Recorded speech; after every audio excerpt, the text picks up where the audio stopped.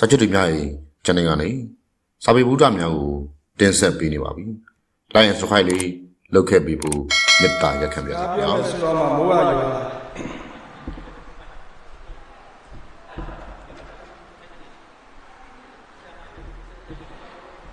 မိုးရွာလာပဲရွာလာတဲ့မိုးရွာတော့စိုက်ပျိုးရေးတောင်သူတွေနေနဲ့ပို့ပြီးတော့အတော့ဝင်တာပေါ့နော်မိုးရွာပဲဒီဓမ္မယုံချင်းချင်းလေးတွေမှာလူကအများကြီးဆိုတော့ပြောရတာအားရှိပါတယ်ကျွန်တော်တို့လည်းအားနာနေတယ်ဘုံဘုံအားမနာပါနဲ့ဗျာကိုကျေးရွာကိုမျိုးကိုဒေတာကိုတိုင်းပြည်ကမ္ဘာအဆင့်မီဖို့ဆိုရင်ဒီလောက်လေးတော့ဆိုရရှိရမှာအရှင်ဘုရားတို့ဘက်ကလည်းအများအကျိုးအများအပြည့်မြင်ပွင့်မှုစိတ်ကူးရှိလို့တပည့်တော်တို့ကလည်းကိုကြီးကိုအစင်နဲ့မှာဗျာပြီးခဲ့တဲ့ကာလတစ်လျှောက်ကိုကြည့်တယ်ဆိုရင်ကျွန်တော်တို့တိုင်းပြည်မှာကျွန်တော်တို့လူမျိုးတွေကစာမဖတ်ဘူးဗျခုနမေးကြည့်တယ်ဒီမှာစာကြည့်တိုက်ရှိလားဆိုတော့ရှိတယ်တဲ့ဖွင့်လားဆိုတော့မဖွင့်ဘူးတဲ့ဒီကျေးရွာစာကြည့်တိုက်တွေဒီလောက်များနေမယ်လေကျေးရွာစာကြည့်တိုက်ကိုကျွန်တော်တို့ဘာလို့စာမဖတ်တာလဲဆိုတော့စာဖတ်ချင်တော့တဲ့ပတ်ဝန်းကျင်မရှိလို့ပေါ့စာဖတ်ဖို့ဆိုလို့ရှိရင်စာဖတ်အောင်စစ်စော်တဲ့ဒီလိုစာပေဟောပြောပွဲတွေပြုလုပ်ဖို့လိုတာပေါ့ဒါကြောင့်လေဒီနေ့စာပေဟောပြောပွဲကိုခက်ခက်ကြားနေပြီးကြိုးစားတဲ့ဘုံဘုံတို့ရောဌာနဆိုင်ရာလူကြီးမင်းများခွင့်ပြုသောဌာနဆိုင်ရာလူကြီးမင်းများဒီနေရာကျေးဇူးထူးတင်ကြပထမပြောကြားလို့ဒီနေရာမှာကျွန်တော်ရဲ့ခုနကိုရေးထုတ်ပတ်တိဖတ်တော့တငယ်ချင်းများမေးတယ်ဗျကိုရေးထုတ်ပတ်တိမှာကျွန်တော်ကမန္တလေးသားပလဲငွေရောင်ရနမ်းမတော်ဝင်းမှာမွေသောမန္တလေးသားစစ်စစ်အကြောင်းနဲ့ထည့်တာပါဗျကျွန်တော်တို့မန္တလေးသူမန္တလေးသားတွေကနောက်မှာစစ်စစ်ဆိုတာထဲမှာအတိတ်ပဲရှိတော့လေကာလကိုရောက်နေလို့ကျွန်တော်ကလည်းကျွန်တော်ကိုကျွန်တော်မန္တလေးသားစစ်စစ်လို့ရဲရဲဝုန်းရေးထားတာပါခင်ဗျာအဲ့လိုမှမရေးမန္တလေးသားဟုတ်ရဲ့လားတန်တရားရှိတော့မယ်ကာလကိုရောက်နေလို့ပါသူတို့ဒီမှာလေ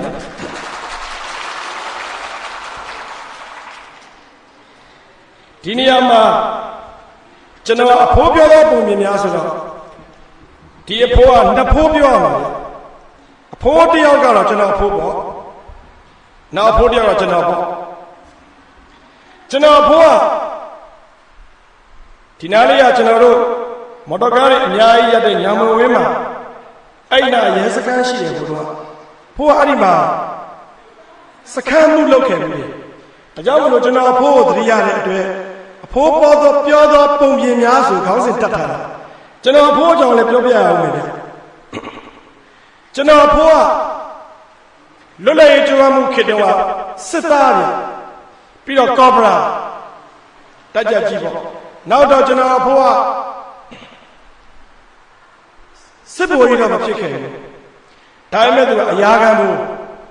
လွတ်လပ်ရေးရပြီးတဲ့နောက်စစ်သားဆိုစစ်တပ်ရမှာဆိုလို့ဆိုပြီးရဲတဲ့ကိုဝင်လိုက်တာဒီတော့ကျွန်တော်အဖိုးကရဲစိန်လည်းရှိတယ်စစ်စိန်လည်းရှိတယ်အဲ့တော့ကျွန်တော်အဖိုးကစီကံလည်းကောင်းတယ်ကောက်လည်းကောက်ချစ်တတ်တယ်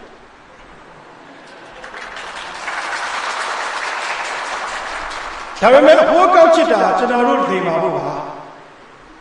ဒီနေရာမှာကျွန်တော်အဖိုးမကြောက်ကျွန်တော်အဖိုးရဲ့အကြောင်းမပြောရင်ကျွန်တော်တို့လူမျိုးတွေကိုကျွန်တော်စစ်စော်ဖို့အတွက်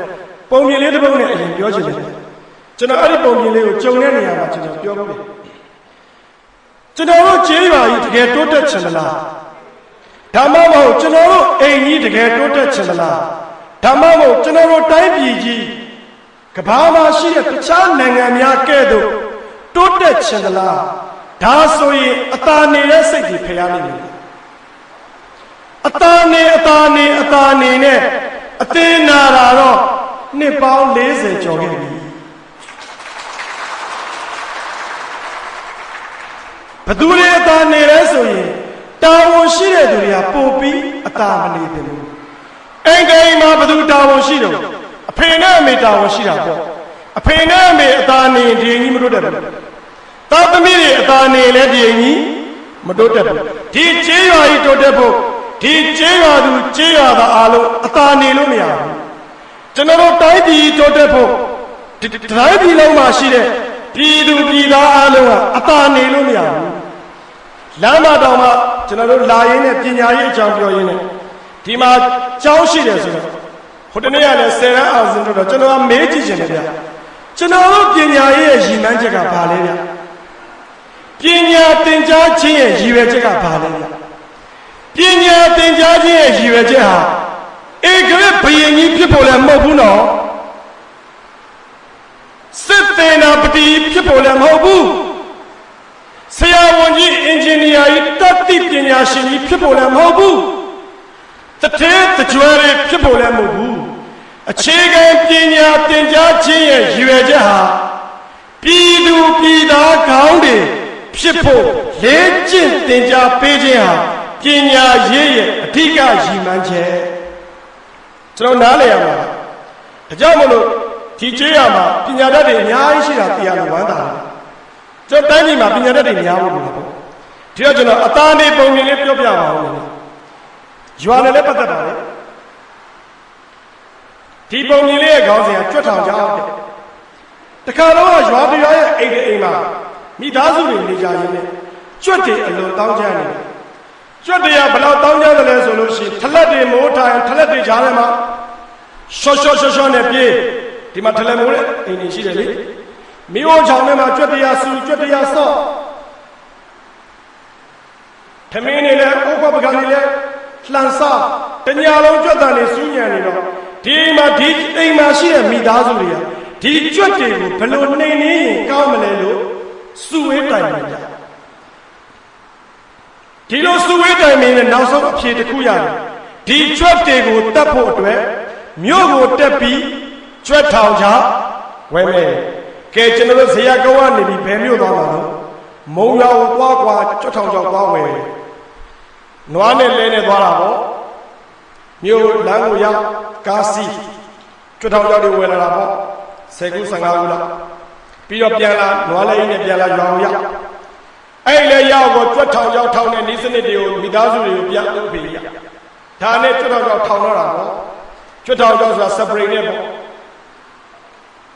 အဲ့ဒီလိုကြွတ်ထောင်ချထောင်နေတာကိုဘသူကသိတယ်လဲဆိုတော့ကြွတ်ထောင်ချဝယ်ပြီးအတူပြန်လာတဲ့ရွာဆိုတော့ပုံနားလည်တယ်နွားကြီးသိနွားနှစ်ကောင်ကသိကြွတ်ထောင်ချတော့ထောင်နေပြီအဲ့ဒီအချိန်မှာနွားကြီးကသူ့တငယ်ချင်းကြွက်ကလေးတွေကိုသွားပြီးတည်င်းပို့တယ်မောင်ကြွက်ကြီးငါလေးမနေတော့မြို့ကိုသွားတာဟောဒီအိမ်ရှင်တွေကမင်းတို့ကိုတတ်မလို့ကြွက်ထောင်ချောက်တွေဝဲလာတာမင်းတို့ကငါတငယ်ချင်းဆိုတော့ငါမှသတိပေးရမယ်တာဝန်ရှိတယ်မင်းတို့သတိထားတော့သွားသတိလာသတိစားသတိကိုကြွက်ကြီးကြွက်ကလေးတွေအော်ဟာတကယ်လားဟုတ်တယ်မင်းတို့တတ်တော့လားမင်းတို့သွားတဲ့လမ်းကြောင်းမှာကြွက်ထောင်ချောက်တွေထောင်ထားပြီးကျေးဇူးတင်တယ်ကိုနွားကြီးဒါပေမဲ့ကိုနွားကြီးခမည်းလဲသတိထားအောင်တော့ဒီကြွက်ထောင်ကြောင့်ကျုပ်တို့ကြွက်တယ်မမီပဲခမည်းတော်နွားတွေမိနေအောင်မယ်ဆိုနွားကြီးတကောင်အော်သွားကိုကြွက်ရငါတို့နွားတွေကမိဖို့ကြောင့်လည်းတခါမှမရောက်ဘူးကြွက်ထောင်ကြောင့်နဲ့နွားနဲ့ဘာမှအဆိုင်ဘူးငါတို့အေးစင်းနေတယ်ငါတို့အသာနေမယ်ဒါပေမဲ့ဗျာကျုပ်တို့အားလုံးမိသားစုတွေလေ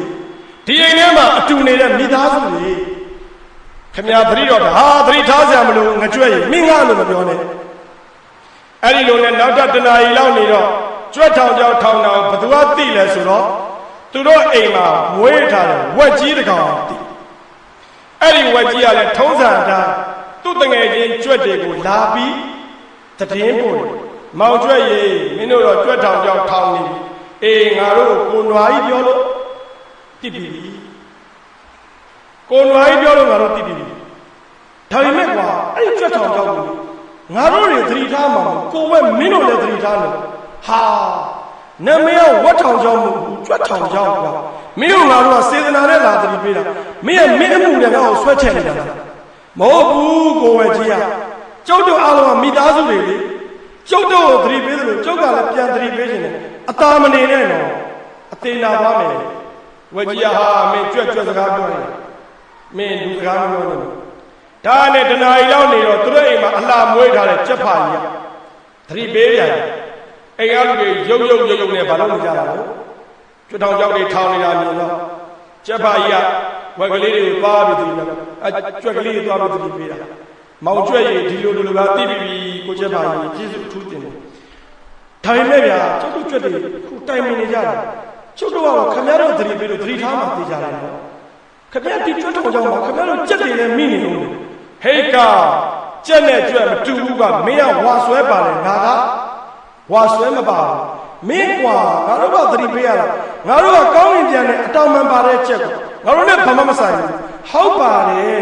ဒါပေမဲ့အသာတော့မနေနဲ့အသေးနာနဲ့ဒီလိုနဲ့ညကိုရညတော့တိန်တော့နုနုကြကြအိတ်တာပေါ့ည7 နာရီတစ်ချက်တော့လူချေလက်တိတ်တော့ဒူစတောင်းညမ်းပြီလို့ကြွက်တွေတောင်းညမ်းပြီရွာဆိုတော့လျှက်စင်မီးရလဲမရှိဘူးရရွာတလေးပေါ့ဗျာရွာတဘာဝဒီရွာမှာလျှက်စင်မီးရှိလားမရှိဘူးအဲ့လိုပဲနေမှာပေါ့ဗျာသူတို့ရွာလေနော်တိုက်ဆိုင်တာပေါ့ဗျာအဲ့တော့လျှက်စစ်ဓာမီလေးတွေကိုဗာထည့်တာလို့နှခဲတို့သုံးငယ်တို့လေးပေါ့တရုတ်နိုင်ငံကလာတဲ့ဓာမီလေးတွေနေမှာပေါ့သူတို့ရွာလေဓာမီမိန်ကလေးနဲ့ညအိတ်ကြတာပေါ့ညတစ်ချက်လောက်လဲရောက်တော့တိန်လုံးအိမ်မောကြတဲ့အချိန်ကြွက်တွေကအစာရှာအဲ့ဒီအချိန်ချာအတန်ကြာအဲ့ဒီအတန်အိမ်ရှင်မကြီးကကြာအိမ်ရှင်မအတူအိမ်နဲ့သူ့အဖေထောင်နဲ့ဘာလို့တော့တွက်လိုက်မောင်ကြီးတန်ကြာထားကြည့်တာအဲ့ဒီခါမှာထားကြည့်တာပေါ့မိမခိုင်တော့ယောက်ျားထားကြည့်တာပေါ့ဗျာကျွန်တော်တို့ယောက်ျားတဲ့မိမခိုင်လို့ရတာကိုတရင်တို့လေသူကြွထောင်ရောက်ကိုထားပြီးကျွန်တော်တို့ကြည့်ရတာပေါ့ဗျာဒီသဘောပြောတာပါအဲ့ဒါနဲ့ဓမ္မရလည်းမိန်ဘယ်ကိုဆင်းသွားလို့မိဖို့ကြောင့်လည်းကိုဆင်းသွားတာမိအောင်လည်းမိန်အိတ်ချင်ရလည်းမိနေပြီကြွထောင်ဘာမိနေလဲဆိုတော့ကြွက်မဟုတ်ဘူးကြွက်တွေကိုဖမ်းယူစားတော့တတ်တဲ့ကြောင်လည်းမဟုတ်ဘူးကြွက်တွေကိုညဖမ်းယူစားတော့တတ်တဲ့လင်းမွေကြီးတကောင်မိလင်းမွေကြီးအမိကိုမိနေတာမောင်မဲဆိုတော့မျက်လုံးကအသက်ကကြည့်တော့မှုံဓာမီမိန်နဲ့စင်းရင်နဲ့မွေကအမိကိုမိတော့ဒေါသထွက်ပြီးဘာလို့နေမဖြစ်လို့ပပြင်းထောင်ပြီးတော့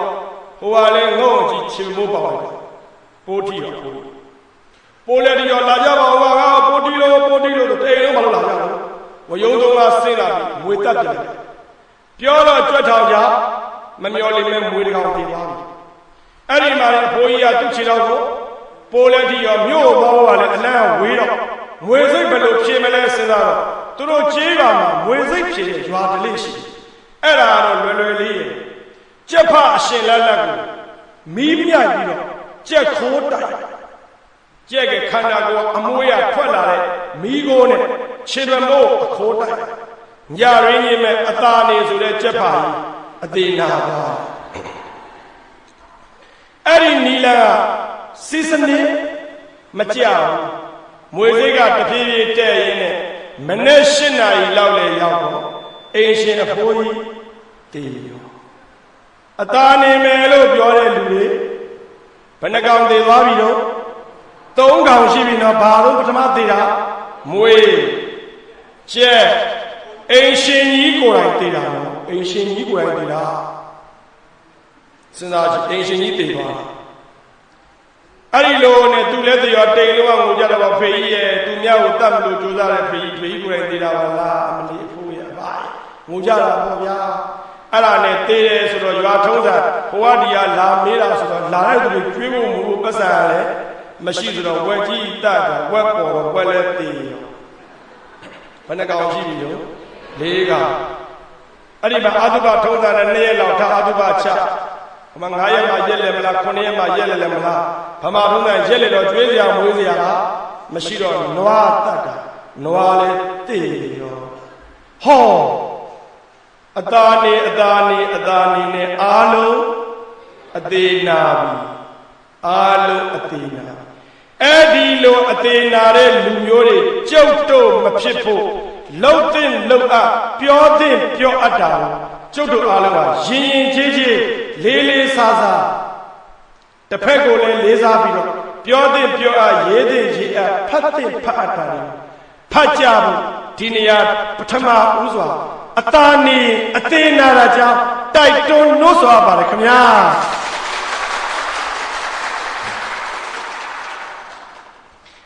ဒါတော့ကျွန်တော်အဖိုးပြောတဲ့ပုံမျိုးဒီအဖိုးပြောတဲ့ပုံမျိုးဒါတော့ထားတာကျွန်တော်အဖိုးကအောက်ပြည်အောက်ရွာပသိမ်သားပသိမ်ကျောင်းကုန်းသားကျွန်တော်အဖိုးက ကျွန်တော်ဘုရားရွာနေပြီးကောင်းမဆိုင်ချင်လို့မြို့တည်ရင်းနဲ့မြို့ရောက်တော့စစ်တပ်ထဲဝင်စစ်တိုက်ချင်လို့ဝင်တာမဟုတ်ရွာမှာလဲဆိုင်ရမှာဆိုလို့မြို့တက်ပြီးစမ်းကြောင်းမှာနေစစ်သားလို့အဲ့လိုဘဝကနေစစ်ထွက်ရင်းနဲ့စင်ကူးသူကျွန်တော်ဖားနေရအထက်အညာစင်ကူးသူအဲ့လိုရပြီးဒုတိယကမ္ဘာစစ်တွင်စစ်တိုက်တာကျွန်တော်ဘုရားအင်္ဂလိပ်စကားတတ်တယ်ကလားစကားတတ်တယ်ကျွန်တော်ဘုရားအိန္ဒိယမှာလည်းသူနေဘူးလေအဲ့ကျွန်တော်တိတ္တဆာရွယ်မှာဘုရားပင်စင်ယူပြီးပြီအိမ်မှာရတာရဲအုပ်ဦးစိန်မစ္စတာဂရင်းဦးစိန်မစ္စတာဂရင်းကျွန်တော်တိတ္တဆာရွယ်မှာအိမ်မှာအဖိုးကသူ့ရဲ့စစ်ယူနီဖောင်းကြီးနဲ့ဒီကဘွဲတစ်စိတ်တွေနဲ့ဓာတ်ပုံကြီးနံပါတ်တုပ်ကြီးကြိုင်တာအဖိုးအားကြောက်ကျွန်တော်ဘုရားအဲ့လိုရှင်လှန်ထောင်အိတ်သူ့ဘေးနားမှာကျွန်တော်ဘုရားကျွန်တော်ဘာလို့ကြောက်လဲဆိုလို့အိမ်ထဲကိုခွေးတကောင်ဝင်လာဟုတ်လှမ်းနဲ့လှမ်းပြတယ်ခွေးလဲပြီးလို့ဘိုက်ကိုထုတ်ချင်းပါနှကောင်တော့တေတာမြင်ပြီးတော့အဖိုးကျွန်တော်အသေးလဲကြောက်ညညဆိုအဖိုးကဘယ်လောက်စီကန်းကြီးလဲဆိုညကို7နာရီမှအေးအလုံးရှိရှိမရှိရှိခြေတော်ထဲမှာငုံလို့ထိုင်7နာရီထုံချင်းအေးရကျွန်တော်ကြုံလို့ပြောအောင်လေကျွန်တော်အဖိုးဘယ်လောက်ထိကျွန်တော်တို့ပေါ်မှာစီကန်းရှိတယ်လဲသို့မဟုတ်ကျွန်တော်တို့ဘယ်လောက်ခိုင်းနေတယ်လဲဆိုတာအဖိုးခိုင်းတာလို့ပြောပြချင်ငငယ်တော့ကျွန်တော်ကလေးဆိုတော့စော့ချင်တာပေါ့ဗျာကျွန်တော်နဲ့ရွယ်လူတွေဆိုတော့သိမယ်ပဲကျွန်တော်ကတည်ရခွင့်ဖြစ်တယ်လေတည်ရခွင့်ဖြစ်တယ်ကစားတာရှိတယ်နော်ကျွန်တော်ပတ်စံဖြစ်တယ်ပိုလိုကားထပ်ကျွန်တော်ကပိုလိုကားထပ်တဲ့နေရာမှာကျွန်တော်ရှုံးနေကျွန်တော်စော့နေအဖိုးကကျွန်တော်ကိုခေါ်တာအဖိုးကကျွန်တော်ငဖုံးလို့ငါတဲ့ကြောက်လာအောင်ကျွန်တော်တို့နေတာလမ်းမတော်ဘူးဆိုတာမန္တလေးမြို့83လမ်းနဲ့20နဲ့21လမ်းကြားညောင်မင်းစရ19လမ်းမှာဆိုမန္တလေးလို့ဆိုနှစ်ပြလာဘူးကျွန်တော်သွားပြီးငရုတ်တီးကြောက်သွားမယ်ဆိုငရုတ်တီးကြောက်ငါးကြက်သားသွားမယ်ဆိုကျွန်တော်ခိုင်းတယ်ကျွန်တော်ပိုလိုကားထပ်တာရှုံးလို့စိတ်ထဲမှာမဲနေတဲ့အချိန်အဖိုးခိုင်းတော့အဖိုးကြောက်တာကြေတော့ပဲကြေနေဟုတ်ကဲ့ဆိုပတ်ဆိုင်ပြီးကျွန်တော်ပစိုးဆိုလည်းတိုင်းပြေးတာညောင်မင်းစည်းဈေးထိတ်ကနေပြီးငရုတ်တီးကြောက်ငါးကြက်သားကိုပြန်ပြေးလာအိမ်လေးရောက်တော့အဖိုးလက်ထဲကိုထည့်တယ်အဖိုးကငရုတ်တီးလက်ယူပြီးနေအောင်စကောထဲကိုဖြတ်စကောထဲကိုဖြတ်လဲဖြတ်ဖလန်ကလေးနှစ်တောင်ပါငရုတ်တီးတော့ဖလန်ဆိုတာဘာလူအမျိုးခေါ်တာလို့ဖြူနေတာပေါ့နော်အမှန်ငရုတ်တီးကြောက်ကဘာရောက်ပြရမှာနီးမှာအဲ့ဒီဖလန်လေးပြစ်နေတဲ့နှစ်တောင်ကိုကောက်ကင်ပြီးပြန်လဲကြည့်ကျွန်တော်ကစော့မလို့စိတ်ကူးတဲ့ကောင်ပြန်လဲဆိုတော့ကျွန်တော်ကငိုတာပေါ့ဗျာငိုတော့လက်ပွင့်ပြီးတော့စတ်တာပေါ့ဗျာခုနကငရုတ်တီးနဲ့ကျွန်တော်မလဲဖို့သူကပြောတာမင်းသူများပစ္စည်းခိုးလာတာခိုးလာရင်တော့သွားမလဲနဲ့သခိုးတွေကလူတော်မတိုးသခိုးတွေကလူကြောက်တယ်မင်းခိုးလာတာလားငါပြောတယ်ကျွန်တော်ဝဲလာတာခင်ဗျာပြန်လဲကြည့်ကျွန်တော်မလဲဘူးဒါဆိုမင်းခိုးလာတာမှတ်ထားကွာလေခိုးတဲ့လူတွေကလူရှိသူရှိမထွက်ရဲဘူးကွာလူစီစီတို့ဒီကောင်တော့မလာတော့ဘူးကွာမင်းကြည့်ရတာဒီငရုတ်တိကြောက်တယ်မဝဲပဲခိုးလာတယ်ဝဲလာတယ်ဆိုသွားလဲကျွန်တော်သွားလဲနှစ်တောင်လေးကန်ငိုးလို့ဆိုင်ရှင်လေးရောက်တော့ကျွန်တော်ခုနကငရုတ်တိဝဲလာတာပါခင်ဗျာမှတ်မိလားမှတ်မိကျွန်တော်ဘိုးကဒီနှစ်တောင်လဲခိုင်းလို့လဲမပေးနိုင်ဘူးကျွန်တော်ဘိုးကပြောပါတယ်ဝဲလာတယ်ဆိုလဲပေးလို့ခိုးတယ်ဆိုလဲဘူးလို့ကျွန်တော်ဝဲလာလဲပေးပါဗျာမလဲကျွန်တော်မပြဘူးဗျာဆိုင်ရှင်ကဘယ်ပြောကောင်းလို့ကျွန်တော်အဖို့သူ့ပစ္စည်းနဲ့တိုင်းဆဲပြီးနှစ်တောင်လဲပေးလိုက်ပါဗျာကျွန်တော်မှပြန်လာအဲ့ဒီလိုအဖိုးကလေးကကျွန်တော်အဖိုးကစကားပြောတာတစ်ခုရှိတယ်ဗျဒီမဲ့ငါမြည်တဲ့လောက်ကိုလောက်ရမယ်အလောက်ဆိုရင်တော့မငင်းနဲ့ငါမြည်လောက်ကိုလောက်ရမယ်အလောက်ဖြစ်နေမငင်းနဲ့ငါမြည်နှစ်ခါပင်ပန်းတယ်ကွာလောက်เสียရှိရင်လောက်တာလောက်လာတိတ်မှတ်သားကောင်းတာကျွန်တော်တို့မှာလှုပ်เสียလှုပ်ပြီးအများကြီးပဲနှစ်ပေါင်း40ကျော်တယ်နှစ်ပေါင်း50ကျော်တယ်ကျုပ်တို့ဘာလို့ခဲ့ကြတာလဲညင်းခဲ့ကြတာကျုပ်တို့ပင်ပန်းလိုက်တာဗျာဒီကနေ့ဖြစ်ဒါကြောင့်မို့လို့ဒီကြေးရသူကြေးရသားတွေပြောချင်ပါလေလှုပ်တဲ့အလုံးမှန်သမျှကိုညင်းမနေပါနဲ့ဗျာညင်းရင်နှစ်ခါပင်ပန်းပါလေလှုပ်တဲ့နာကိုရဲရဲဝံ့ဝံ့လှုပ်ကြဖို့တိုက်တွန်းအပ်ပါခင်ဗျာပြောရအောင်လေဗျာ ကျွန်တော်တို့ငယ်တော့ငစိမ့်ဆန်စားမှတ်မိမယ်ထင်တယ်ရွှေဘိုခွန်နီတို့ဘာလို့ဆိုတော်ချမ်းသာတဲ့လူမှာစားကျွန်တော်ငယ်တော့ဆန်ထဲမှာစပလုံးတွေပါတယ်ဒီဘက်ခေတ်လို့ရွေးပြီးလေဆန်မျိုးမဟုတ်ဘူးကျွန်တော်တို့ကစပလုံးလည်းပါတယ်ကျွန်တော်ကြောက်ခဲအမဲတွေအဲ့ဒါစဘာဆိုင်တဲ့စနစ်ကဒီလောက်မကောင်းသေးဘူးကျွန်တော်တို့အိမ်မှာစံတစ်နေ့ကို2ပြည်လောက်ကုန်မနေ့တပြည်ညနေတပြည်ကုန်ကျွန်တော်နဲ့ကျွန်တော်အကူကကလေးဆိုတော့စော့ချင်တယ်ဒီအတွက်ကျွန်တော်တို့အဖိုးဆန်တွေခိုင်းရင်ကျွန်တော်တို့ကနွေရာသီကျောင်းပိတ်ရကြီးပါကျွန်တော်တို့အိမ်ကတစ်လောက်ကိုစံပြည်60 80သုံးတယ်ကျွန်တော်တို့10ရက်ထဲကိုစံပြည်80ညီကို2ယောက်ရွေးတာရွေးပြီးရင်ရွေးပြီးသားစပလုံးတွေကိုကျွန်တော်တို့အကျမ်းပကံရင်းနှီးကျမ်းပကံနဲ့ထည့်ပြီးဖို့ပြဖို့ဓာတ်တော့စပလုံးတွေပါဓာတ်ကြောက်ခဲပါဓာတ်ရွေးပြီးသားဆံပါအဖိုးကမှုေကြည့်စပလုံးတစ်စီးပါကျွန်တော်တို့မကြီးခိုင်းအချက်ရပြောင်းနေအောင်ရွေးရကျွန်တော်ညီကိုကလည်းစော့ကျင်တော့10ရက်နဲ့အပီးရွေးတာတနေ့ကုန်ရွေးတာရွေးပြီးဘာလို့ရတော့မှာလဲစော့မှာဟိုပြကလေးဆိုတော့10ရက်လည်းပြီးတော့ကျွန်တော်တို့ကလွတ်လပ်ပြီးဆိုစော့မယ်လည်းကြံတယ်စံတပြီရွေးရတယ်ကျွန်တော်အကူကျွန်တော်အကူရေးလို့စံဝယ်တာလည်းမမြင်ဘူးဗျစံနေဘယ်ရောက်အိမ်ငါလည်းအဲ့ဒါစဉ်းစားတယ်နောက်နေ့လည်းရွေးရမယ်အကူကကျွန်တော်မေးတော့ပြောငါသိပြီငါတို့ကလူရုပ်မှာအကူဘာလို့လဲဟာမင်းငါတို့ကစစ်စိတ်ရဲစိတ်ကွာမင်းငါတို့ညစ်ပတ်တာလူရုပ်မှာဘာလို့ရုပ်မှာလဲဗျဘလို့ရုပ်မှာမင်းဘာသိတယ်ငါတို့တွေရွေးထားတဲ့စပလုံးတွေကိုစံနဲ့ပြန်ထည့်ပြန်ရွေးခိုင်းတာငါမနေ့ကလက်စုပ်ထည့်တာငါမြင်တယ်ကျွန်တော်ဘုရားကြားတာပေါ့ဗျာဘယ်ပြောလှန်ကြီးနဲ့ရုပ်တော့ဘာဖြစ်လဲရုပ်တော့ဒီမှာငါအဖို့တော့ငါအကြီးဆုံးမင်းတို့အလကားနေစော့ရင်သူများနဲ့ရံဖြစ်မှာစေတနာနဲ့ထက်မင်းငါ့ကိုရုပ်တယ်မာတယ်ပြောနေမင်းတို့ချစ်လို့ငါဆံရွေးခိုင်းတာအဲ့ဒီလိုပြောတဲ့အတွက်ထဲ့လက်နဲ့စုပ်ထဲကျွန်တော်ငိုလဲရတာဗျာအမှန်တော့အဖိုးတွေကကျွန်တော်တို့ရုပ်မာနေတာမဟုတ်ပါဘူးကျွန်တော်တို့ဘာဖြစ်နေတာလဲချစ်နေတာလို့လည်းကျွန်တော်တို့မြင်ပေးတိုင်ကြောင်းနှိုင်းရှင်ပြီးတော့သူတို့ရဲ့အချစ်ကိုလည်းမြင်အောင်စဉ်းစားတတ်ဖို့တိုက်တွန်းပါလေခင်ဗျာပြောရအောင်လေဆန်ရွေးရင်ကျွန်တော်တို့ကဆန်ရွေးတယ်မဟုတ်ဘူးဗျငါမြည်တွေရွေးကောက်ပွဲကျင်းပမယ်ရွေးကောက်ပွဲရွေးပြီးကောက်ရတာကိုဗျာသူကကျွန်တော်တို့ကအဲ့ဒါကျွန်တော်တို့မှလူရသည်တလူရသည်လို့ရွေးကောက်နေရတယ်မပြီးဘူးစော့ဖို့မစော့အောင်ကျွန်တော်ကအာချောင်းတာခံလိုက်ရတာအဲ့ဒီလိုအဖိုးရဲ့ကျွန်တော်အဖိုးကကျုံလို့ပြောရအောင်လေဗျကျွန်တော်ငငယ်တုန်းကကျွန်တော်တို့ရဲ့အရှိဘက်ကဖယဏီဖရားထဲမှာဘောလုံးသွားတာဖယဏီဖရားကွင်းလေးကျတော့ဘောလုံးခံကျွန်တော်တို့အရက်ထဲမှာအဲ့တုန်းကလည်းဘောလုံးတွေခစ်စားတဲ့အချိန်ကျွန်တော်တို့ခေတ်တုန်းကဘောလုံးကန်တာကိုဒီခေတ်လိုမခေါ်အင်္ဂလိပ်လိုတွေသုံးတာဂိုကီပါလို့အဲ့လိုခေါ်တဲ့ခေတ်မင်းဘယ်မင်းလက်ဝဲကစားမလား right ဝဲလားမင်း blender လားအဲ့လိုဘိုးလိုပြောပြီးကန်တဲ့ခေတ်ကျွန်တော်တို့ကဘောလုံးကန်ကျွန်တော်ခေတ်တုန်းကဒီလိုသေးဘောလုံးကို plastic ဘောလုံးကလေးဆိုတော့ဘောလုံးကန်ရတာလောင်ရင်းစားချက်စားချင်းလည်းကန်အလကားလည်းကန်ကျွန်တော်တို့နဲ့ဘောလုံးကန်တဲ့အထဲမှာထူးထူးဆန်းဆန်းဘာပါလဲဆိုတော့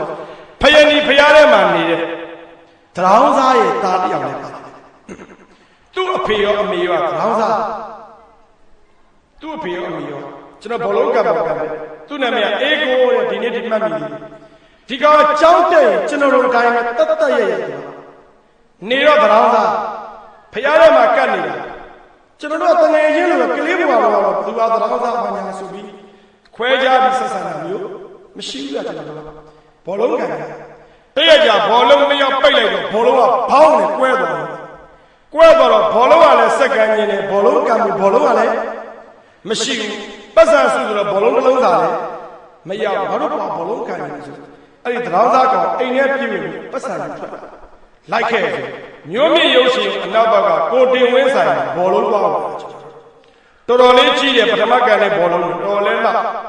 အဲ့ဒီဘောလုံးလေးကိုကျွန်တော်ကန်ပြီးပြန်လာရင်းနဲ့ကျွန်တော်တကယ်ကြီးအေးကိုဟဲ့ကောင်မပတ်စံအများကြီးပါလားမင်းအဖေနဲ့ဘာလို့ငါအဖေနဲ့တရောင်းစားဟာမင်းတရောင်းစားမပတ်စံအများကြီးငါသိဘူးကွာမင်းတနေ့ဘယ်လောက်ရ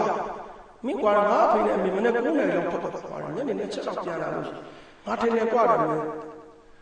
9ချက်6ချက်လောက်ကိုရအဲ့ခေတ်တော့9ချက်အများကြီးပဲ9ချက်6ချက်မှတ်တာ9ချက်6ချက်ကျွန်တော်အိမ်ရောက်တော့ကျောင်းသားကိုမြောက်ကြည့်တာတလောက်ကိုသူတို့ဝင်ဝင်ရ210 250လောက်ရကျွန်တော်အိမ်ရောက်ကျွန်တော်ထမင်းစားနေဖို့လို့ကျွန်တော်အဖေလက်ကဘယ်လောက်ရ125ချက်တလောင်းစားတောင်းစားတာ210 250လောက်ရကျွန်တော်အဖေက125ချက်ဆိုကျွန်တော်စိတ်ထဲမှာအလင်းတစ်ခုကျွန်တော်ဘာမှမပြောကျွန်တော်ထမင်းစားမင်းဘာလို့မေးတာလဲကျွန်တော်ဒီလိုပဲဗျဘောလုံးပွဲတဲ့ကိစ္စလားသူတို့စိုးရဘူးကွာ250တားကြည့်ရင်ခေါင်းစားလို့တော့ဘူးလားဘယ်ပြောကောင်းမလို့ဗျကျုပ်ထပလဲနဲ့ရိုက်တယ်အဲ့လိုပြောလို့ရိုက်တယ်ကျွန်တော်အဖိုးကကျွန်တော်ကလေးတွေ့ကြည့်တော့ဟုတ်တယ်ဗျကျွန်တော်အဖေကတလာလုံးလှုပ်လိုက်ရတယ်လှုပ်ပြားလာတော့125ကျပ်တောင်းစားတဲ့ကောင်အများကြီးရတာဗျကျုပ်ကိုရိုက်တာဗျမင်းပြန်ပြောတာဘာလို့မှလဲကျွန်တော်တောင်းစားလို့မှာဗျ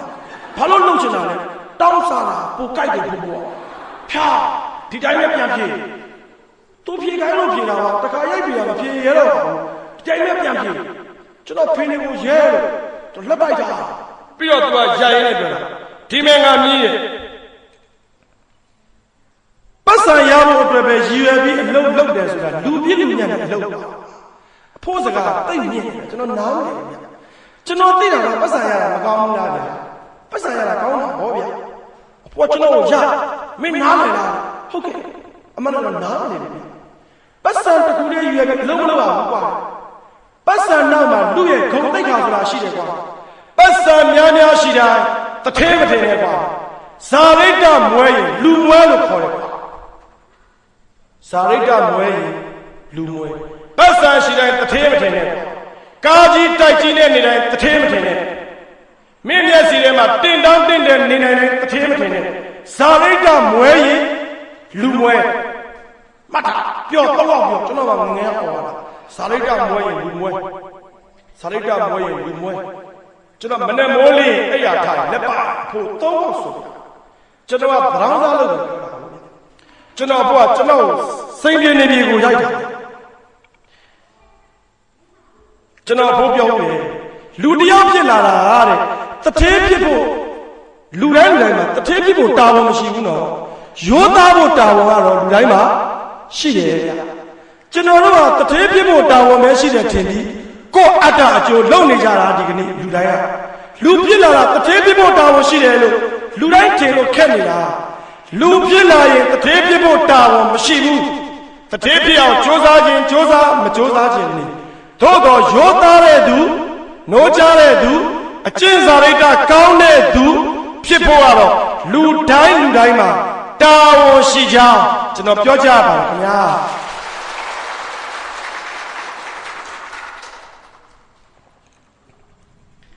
ကျွန်တော်မှတ်မိတာလေးတစ်ခုလည်းရှိတယ်ကျွန်တော်တို့မန္တလေးအိမ်တွေကဝကမိုးတာဝကမိုးတယ်ဆိုတာသိမှာပါနော်ဝကကိုတန်လေးအိမ်နဲ့ရိုက်တာလေကျွန်တော်တို့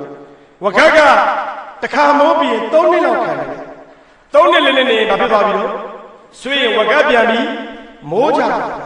ဝကမိုးတယ်ဆိုရင်ခေါင်းမိုးပါဘူးတက်တယ်ယောက်ျားရတက်လားမိန်းမတွေတက်လားယောက်ျားတွေပဲတက်တာယောက်ျားတောင်မှလက်သမားတွေတက်တာမဟုတ်ဘူးနော်အရက်တဲမှာရှိတဲ့လူတွေဝိုင်းအုပ်ပြီးယောက်ျားတွေတက်တယ်ရွာလို့ပေါ့ဗျအိမ်တွေဆိုင်ဝိုင်းအုပ်ပြီးစောက်တယ်လို့ကျွန်တော်ငယ်ငယ်တော့မန္တလေးကဒီလိုပုံစံမဟုတ်သေးဘူးဗျဒီလိုတိုင်းတစ်ပါးသားတွေများတဲ့မျိုးမဟုတ်သေးဘူးဗျကျွန်တော်ရွာဒလေးလေးရှိတယ်ကျွန်တော်တို့ကအဲ့တော့ကျွန်တော်တို့ကဒီခေါင်းမိုးမိုးပြီဆိုကျွန်တော်တို့ရဲ့အရက်တဲမှာရှိတဲ့ကာလာသားတွေလာပြီးခေါင်းမိုးပေါ်တက်ပြီးကတ်တွေကိုဘာလို့ချလို့ခေါင်းအရင်ခွာခြေထောက်နဲ့ကတ်တွေတွန်းချအောက်ကိုကျလာတဲ့ကတ်အဟောင်းတွေဘာလို့ကျလို့ရတဲ့မှာရှိတဲ့မိန်းမတွေကခေါင်းကိုအစိုးနဲ့ထုတ်ရွက်ပြီးတော့လမ်းတိတ်ကမြူနီစပယ်အမိုက်ပုံသွားဖို့အဲ့ဒီခေတ္တကမြူနီစပယ်ကနေတိုင်းသိနေဒီဘက်ခေတ်လို့2ရက်တခါခေါင်းလုံးတွေပါလို့ခေါင်းဘူးဗျအဲ့ဒီခေတ္တကဒီတဲ့ကောင်းတယ်ဟောခေတ္တကဒီတဲ့ကောင်းတယ်အခုကတော့ဗျအမိုက်ပြစ်ထားပြီးတော့တလေကုန်လုံးသိနေမှာပဲသိနေတာကျွန်တော်အမိုက်တွေသွားပြရတယ်ကျွန်တော်အဲ့လိုအမိုးမိုးတာကိုကျွန်တော်ကြုံတယ်ကျွန်တော်မတ်ရ9တန်း6တန်းလောက်ဖြစ်နေတယ်ကျွန်တော်ကခေါင်းမိုးပေါ်မတက်ဘူးဗျ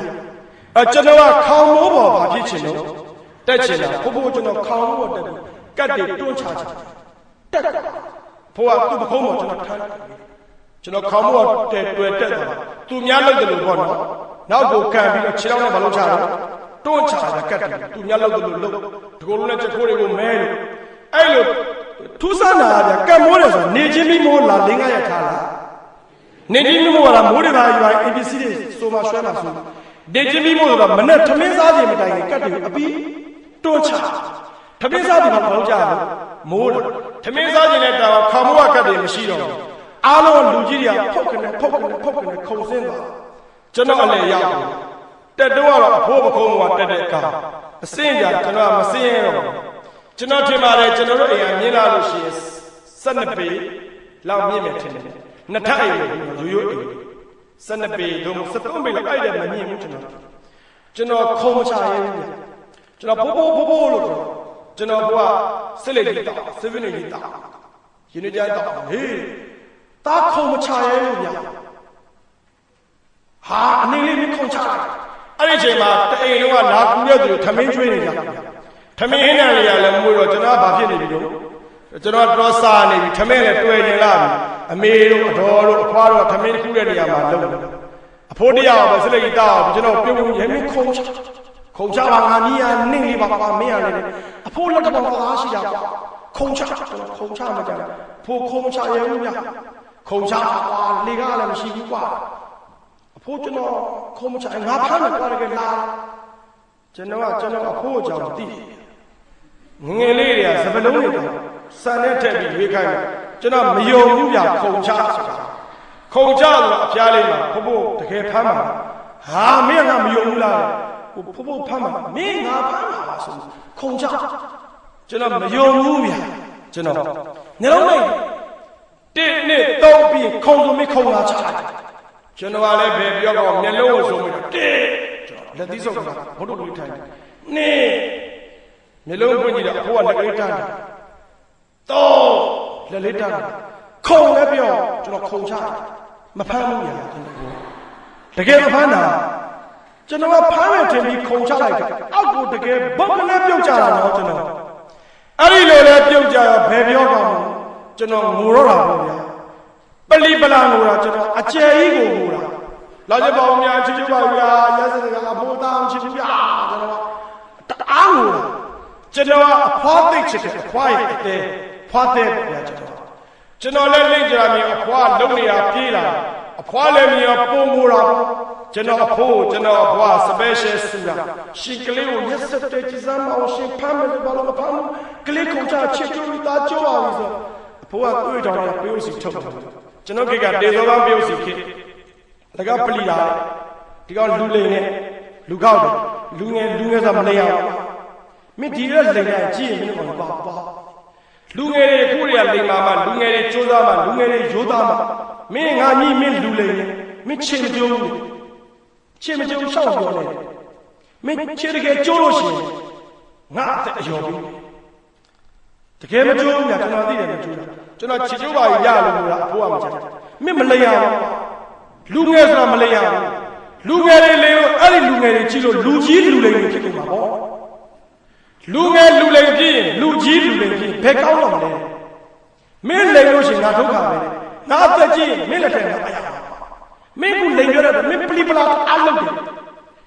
ပြားစမ်းတယ်ကျွန်တော်စက်ခနဲ့ဆွဲလို့ပယုတ်စီနဲ့ကျွန်တော်ပုတ်ပေးကျွန်တော်အဖိုးတော်နဲ့ကြောက်သူ့လှန်ပြီးတော့ကျွန်တော်ကြောက်အဲ့ဒါနဲ့ကျွန်တော်အဖိုးမရဲတရဲလေးကြည့်ပြီးချွဲတာတော့ဖိုးကသားမချက်တာဘူးဗျာဟောကျွန်တော်ချွဲတယ်အဖိုးကထမင်းစားရဲငါမင်းသိချစ်တာတော့ငါကြီးဟာမင်းသိချစ်လို့ငါမဖမ်းတာမင်းခုံချက်ငါမဖမ်းတာချစ်လို့ချစ်ဖိုးတောက်ဖမ်းဟာဒီနေ့ငါကြီး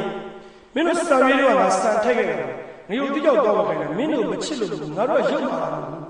လူကြီးဆိုတာမရုပ်မှာဘူးသူတို့ညံတယ်ကျွန်တော်တို့ညံတယ်ပါလို့မတိုက်ဆိုင်မတူလို့ရုပ်မှာလို့ကျွန်တော်တို့ကထင်တာအဖိုးကကျွန်တော်မရုပ်မှာမင်းချစ်လို့မဖမ်းတာဖိုးကလည်းတာမချစ်လို့ပါအဖိုးတာမချစ်ဘူးတာသိတယ်ဖိုးဟင်းနေတယ်ကျွန်တော်အသားရည်နေပြီချစ်တာတော့ငါမိဟာမင်းကဖမ်းလိုက်လို့ရှိရင်ရမင်းကွာ7 ပေလောက်အပြစ်တော့မင်းဒီရွယ်ခုံမချရဲဘူးဆိုမင်းဘွားကြောက်လို့ဘယ်လိုလုပ်ကိုကကိုမှမှတ်ထားကြီးပွားတိုးတက်ဖို့ဆိုရင်မင်းဘယ်သူမှမယုံနဲ့ မင်းအတွက်မင်းကိုမင်းမဲယူမင်းကြီးပွားတိုးတက်ဖို့အတွက်အဖေလည်းအာမကုန်းနဲ့အမေလည်းအာမကုန်းနဲ့အဖိုးဘွားလည်းအာမကုန်းနဲ့ဘယ်ဆွေမျိုးမှအာမကုန်းနဲ့မင်းကိုမင်းအားကိုးအဲ့ဒီစိတ်ဖြစ်အောင်ငါမဖမ်းနိုင်ဘူးတောင်းယုံတောင်းမချစ်လို့ဗျာတောင်းမချစ်လို့ဗျာမင်းကွာမင်းမိုးချင်းမိုးနဲ့မင်းကြည့်တိလိုက်တယ်ဟုတ်တယ်ကျွန်တော်ကသာကျွန်တော်ဖို့ငယ်ဟောဒီလိုလေးဖမ်းပြီးဟောဒီလိုလေးအောက်ကိုချပြီးထမင်းသာကျွန်တော်ခွတ်ပြခဲ့ရင်ကျွန်တော်ဒီအချိန်မှာလူတစ်လုံးသူတစ်လုံးဖြစ်ခွင့်မရှိဘူးကျွန်တော်ဖို့တကယ်မဖမ်းနိုင်ဘူးခြေတော်လေးမြက်သွားတာအကျော်လေးကိုထုံးပရုပ်စီနဲ့ညာရဲပုတ်ပင်လေးကျွန်တော်ဖို့အဖိုးကကျွန်တော်ကိုပြောတယ်လေခြေလက်တွေမပါတဲ့ပြစ်တိုင်းတောင်လေးတောင်မှလဲနေသူ့ဘာသူပြန်ပြီးထရသေးတာပဲကွာငါတို့ကလူတွေလေခြေလည်းရှိတယ်လက်လည်းရှိတယ်အုံတော်လည်းရှိတယ်အသိဉာဏ်လည်းရှိတယ်လဲရင်ပြန်ထဖို့ကြိုးစားရမယ်ဆိုတဲ့အသိကျွန်တော်ဝင်လာတယ်လဲရင်ပြန်ထဒါဘဝပဲဒါကျွန်တော်ရဲ့ကိုယ်ရိပ်အဖိုးပြောတဲ့စကားတွေမှတ်သားလောက်တယ်လှိုင်းနေထန်နေတိုင်းနဲ့ငါးကလေးတွေကကြောက်ပြီးရေမကူးပဲနေလို့လားအဖိုးမြဲပြောတယ်လှိုင်းနေထန်နေတိုင်းငါးကလေးတွေကကြောက်ပြီးရေမကူးပဲနေလို့လားလူတွေကသာတစ်ခုခုကိုကြောက်ပြီးဘာမှမလုပ်ပဲငုတ်တုတ်ထိုင်နေတတ်တာကျွန်တော်အဖိုးအမြဲပြောတဲ့စကားဒါကြောင့်မို့လို့ဒီကနေ့ကတော့ကျွန်တော်အဖိုးကိုကျွန်တော်ကတတိယအဖိုးပြောတဲ့စကားတွေကြားကျွန်တော်ရဲ့အိမ်ကမနဲ့မချမ်းသာဘူးညမနဲ့ဆိုဟောလစ်တောင်းဟောလစ်အဖိုးအမြဲပြောတဲ့စကားရှိတယ်ဘာမှဟောလစ်တောင်းမဟဲ့ငငယ်တို့ကတိတ်ပြောတာထမရေပြထမရေစားခတ်အိုဘတ်တေဟဲထမရေပဲအိုဘတ်တေနဲ့တရားရောလိုက်သူကထမရေတရားရောရင်အိုဘတ်တေဟဲမနဲ့မိုးလင်းထမင်းမစားရတကယ်ချွေတာကြီးဝဏ္ဏသာသမီးဘူးကျွန်တော်တို့ကအဲ့ဒီလိုစီကံကြီးတဲ့အဖိုးအောက်ကကျွန်တော်တို့ကလူဖြစ်လာကဲကြည့်ပါဦးဗျာကျွန်တော်တို့တိုင်းပြည်ဟာတခြားတိုင်းပြည်တွေတာတဲ့အချက်တွေအများကြီးရှိကျွန်တော်တို့အခုရွာတွေလာတာပဲစီတန့်လို့ကျွန်တော်သုံးမိတယ်ပဲစီတန့်ဆိုတာမြို့ရလူတွေသုံးတာလေတောမှာပဲစီတန့်လို့မပြောပါဘူးပဲစီစစ်တယ်လို့ပြောတယ်စစ်တာနဲ့တန့်တာနဲ့မတူဘူးတော့တန့်တယ်ဆိုတော့မတန့်သေးလို့ပြောတာမြို့မှာပဲစီတန့်ရွာလူတွေပဲစီစစ်သုံးမြို့နဲ့ရွာနဲ့ဖရာကောင်းတယ်လူတွေကရွာထင်မကြည့်ဘူးကဲကျွန်တော်မေးကြည့်မယ်ဗျာဒီပေးတဲ့ကြီးကိုကဘာပေါ်မှာအလှဆုံးပန်းဘယ်ပန်းလဲဖြေကြည့်ပါပန်းလေးတစ်ခုလောက်ပြောကြည့်ပါကဘာပေါ်မှာအလှဆုံးပန်းဘယ်ပန်းလဲပြောကြည့်ပါလားကျွန်တော်သိရင်လို့ပါသစင်ပန်းလားတစ်ခွာပန်းနဲ့ကိုစိုးသူကတစ်ခွာပန်းလို့ရှိနောက်ရောကဖြေကြည့်ပါဦးမြစ်စုတကနှစ်ပန်းလားကဲဖြေကြည့်ပါဘယ်ပန်းလားဆိုလို့ကဘာပေါ်မှာဟုတ်ပြီစပယ်ပန်းနေစီပန်းဖြေကြလိမ့်မယ်မဟုတ်ဘူးကဘာပေါ်မှာအလှဆုံးပန်းသစင်ပန်းလည်းမဟုတ်ဘူးဇွန်ပန်းလည်းမဟုတ်ဘူးစပယ်ပန်းလည်းမဟုတ်ဘူးနေစီပန်းလည်းမဟုတ်ဘူးကိုခေါင်းပေါ်မှာပန်ထားတဲ့ပန်းအလှဆုံးပန်းပဲဗျ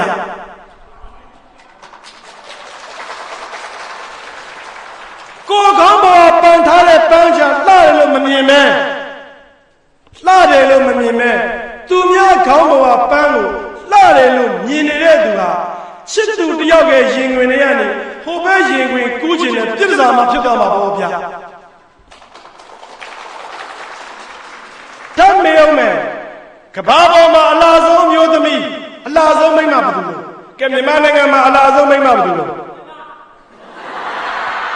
ကကိုမိန်းမနဲ့မိန်းမကိုကြောက်တယ်ဗျာကဘာပေါ်မှာအလားဆုံးမိန်းမရုပ်ရှင်မင်းသမီးတွေမဟုတ်ဘူးမော်ရခဲတယ်မဟုတ်ဘူးမြန်မာနိုင်ငံမှာအလားဆုံးမိန်းမကတော့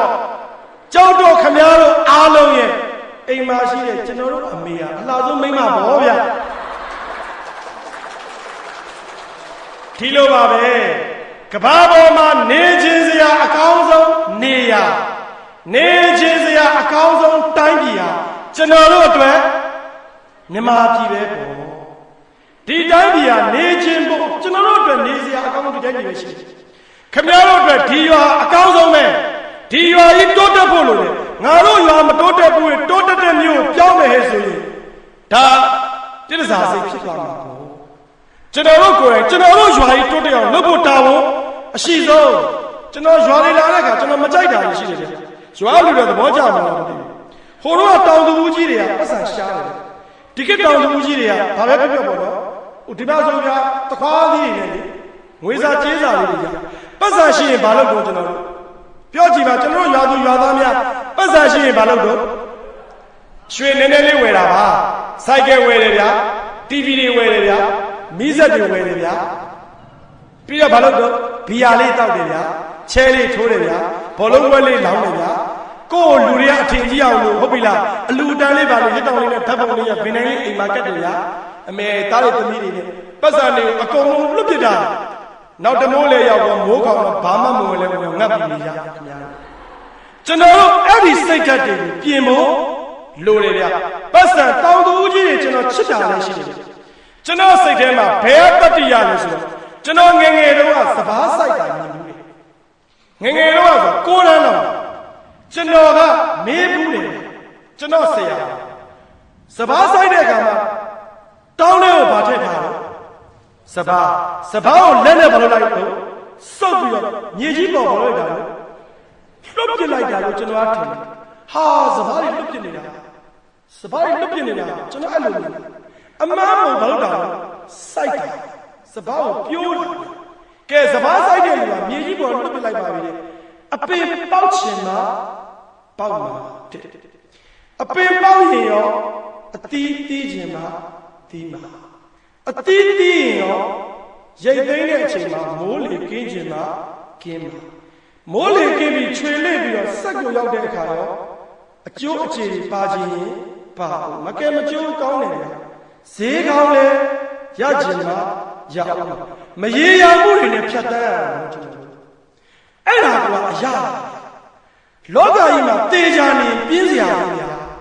ကျွန်တော်ဒီမိန်းမနဲ့သာရမယ်လို့ပြောထားတာအမေကစနစ်နေကြတယ်ပြင်းစရာကြီးဗျာပြင်းစရာကြီးဗျာကိုကလိုက်ရတယ် तू ကြိုက်မကြိုက်အာညအိတ်မပြော तू မကြိုက်ဘူးဒါကိုမှခံစားအရာရှိလိုက်တာဗျာပြီးတော့ तू ပြန်ကြပြောစရာကြီးထီထိုးထီပါလို့ထိုးလို့ပေါင်းမယ်လို့ခမ ्या ကိုလေဘေးစရာပြောကြည့်ပြင်းစရာကြီးဗျခမ ्या ကိုဘယ်နည်းတင်မယ်လို့ခမ ्या သိကြည့်တာပြင်းစရာကြီးဗျဘယ်နည်းတင်မယ်ဆိုတာမသိတော့ပြောစရာကြီးကျွန်တော်ဆိုလိုချင်တာတော့မသေးချာမရေရာတာကလူဘဝရဲ့အထိတ်ပဲမသေးချာမှုကိုကျွန်တော်တို့ချစ်ရမသေးချာမှုကိုချစ်တယ်လို့ကျွန်တော်တို့ကစနစ်တကျနဲ့လုပ်ဖို့ကျွန်တော်ရဟန်းတန်တော်များနဲ့ကျွန်တော်အမြဲကျွန်တော်ခင်တာရှိပါတယ်ကျွန်တော်တို့ဗုဒ္ဓဘာသာတွေမှာယူဆအလွဲရှိတယ်ဖြစ်ပြက်လို့ပြောတယ်ဟုတ်ပါတယ်ဖြစ်ပြီးရင်ပြက်တာလက်ခံပါတယ်ဖြစ်ပြီးတော့ပြတ်မယ်လို့သိရင်စနစ်တကျပြက်အောင်စီးရှိကမ်းရှိပြက်အောင်လူလက်ခံနိုင်အောင်ကိုယ်တိုင်လက်ခံနိုင်တဲ့ပြက်ချင်းမျိုးနဲ့ပြက်အောင်ကြိုးစားရဒီအတိတ်ကိုပြောတာဖြစ်ပြီးပြက်တာကလုံးမလာနဲ့ကွာမင်းရတယ်အဲ့လိုဘုရားဘာသာစကားမဟုတ်ဘူးတော့ဖြစ်ပြီးရင်ပြက်တယ်ဆိုတာဟုတ်ပြီလေစနစ်တကျပြက်ဖို့